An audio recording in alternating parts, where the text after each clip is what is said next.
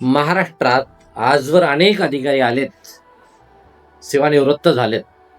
परंतु ज्यांच्या नावाची चर्चा, ज्यांच्या नावाची लोकप्रियता, एक कर्तव्य कठोर अधिकारी म्हणून जर महाराष्ट्रात सर्वाधिक होत असेल तर ती आहे माननीय श्री तुकारामजी मुंडे साहेब. अधिकारी असावा तर असा उद्गार प्रत्येकाच्या मनातून पुढे येतोय. तो काय येतोय, त्याचं कारण काय आहे?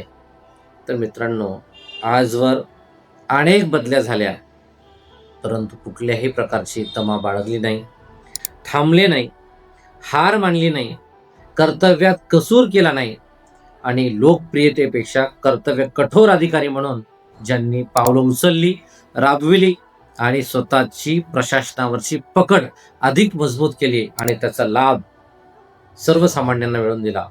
म्हणूनच म्हटलेलं आहे, सिर्फ नाम ही काफी है. तुकारामजी मुंडे साहेब. आपलं याबद्दल काय मत आहे नक्की कमेंट बॉक्समध्ये कळवा.